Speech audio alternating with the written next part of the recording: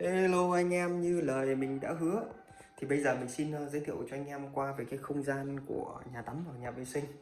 Đấy, để bây giờ mình đi ra mình lấy đôi dép nhá, mình đi cho nó đỡ bị mưa gió.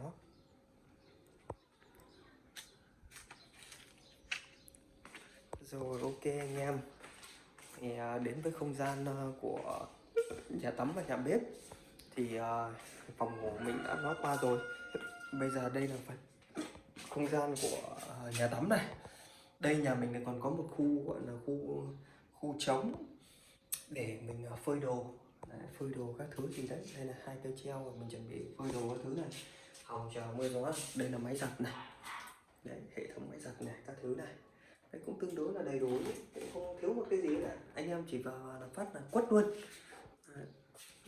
Ở trong đây thì mình tạm thời chưa sơn, ở bên đây là lỗ ờ, kiểu giống như nước nó chảy từ trên máng chảy xuống ấy, thì mình cho nó chảy thẳng xuống dưới đây luôn, mình cho chạy thẳng nó khu vực này luôn.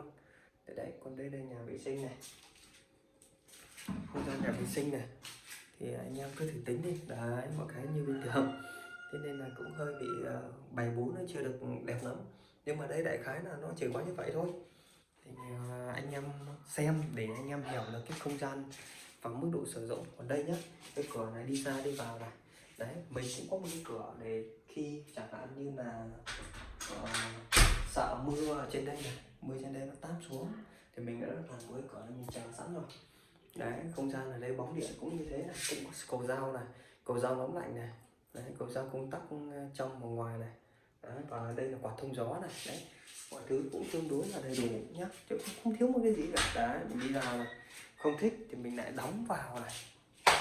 Đấy, không thích thì mình lại đóng vào như bình thường này. Đấy, ok chưa?